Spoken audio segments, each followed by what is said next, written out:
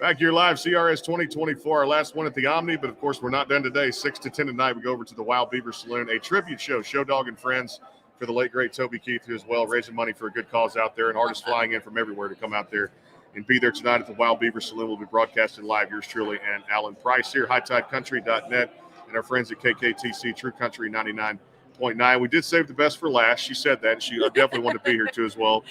Great day 3 lineup too. If you missed anything, go back and check it out on social media. Alannah McCready here too. What's going on? Hanging out. Happy to be last. I tell you what, back from a big trip down in Mexico. Tell me about this. I had a bachelorette show for one of my best friends last weekend, and I'm still recovering. Yeah.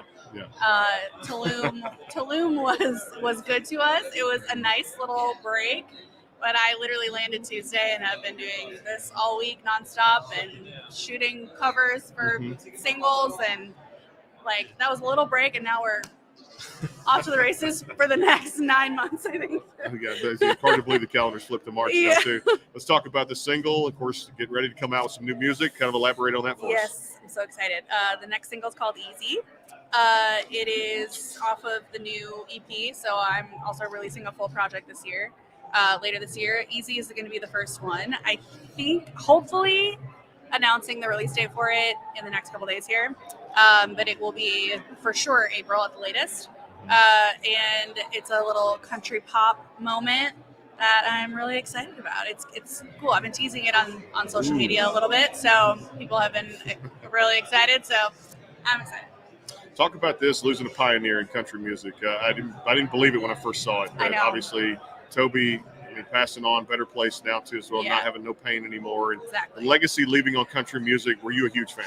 Absolutely. Yeah. My mom's from Oklahoma.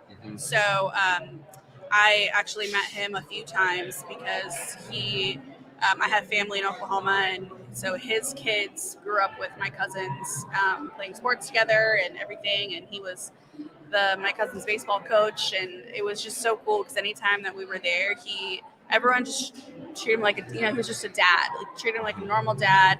He was just coaching the baseball team and just being an amazing human, and the things that he did for country music and just the people around him they're unmatched. So talk about the connection too, because you're one hell of an athlete too. I was too in my prime days. Back in the day. But this thing, sports music goes hand in hand. We've talked about this before and how important that is to just have that focus and be able to take what you learned as an athlete and put it into the music industry, because this is a tough business. Yes. Yeah. It's actually one of my favorite things that I think about and talk to everyone about, because I feel like the mental aspect of it is something that if you don't have the mental toughness, it's impossible to be in this industry, in my opinion. And I'm lucky that I grew up my whole life playing sports at such a high level that is a necessity to have that mental toughness. And, our industry is a roller coaster. Today could be your best day, tomorrow could be your worst day. And you have to be able to stay, have a good baseline through all of that. And without my athletic mentality that I built my whole life, I don't know how everyone else does it, honestly. It's very hard, but it's also helpful. I never in a million years thought that my athletic background would help me in the phase of my life I'm in now and doing country music. So I'm very grateful. Talk about this. We'll finish with this one too, because I'm about to throw us out here in a little bit. But you're always welcome back to do a full length one of these when the conversation's more normal. I'm in my studio at the house. But female movement in country music right now, strong as it's ever been. I love promoting female artists on my show. We're one of the top dogs to do it out there too at the same time. What does it mean to you and to see all these ladies finally getting, every dog has its day and they're getting theirs? I know. It's about time.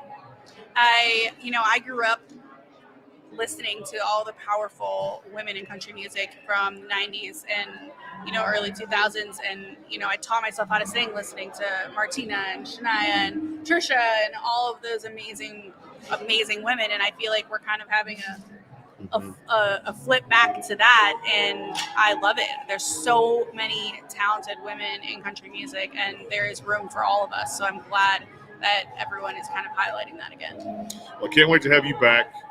Come back anytime. Yeah, we'll come back to do thing for the new project. I love it. She's one of my favorites out there. Look her up on social media too as well. Don't forget Brantley Gilbert coming on the show next week on Tuesday, March the 5th too as well. Looking forward to that and a whole lot more. Alannah McCready, on the backstage pass. Again, thanks to our friends, KKTC, True Country 99.9, and of course, HighTideCountry.net. All the sponsors live tonight, Show Dog and Friends, the Wild Beaver Saloon from 6 to 10, raising money for a good cause.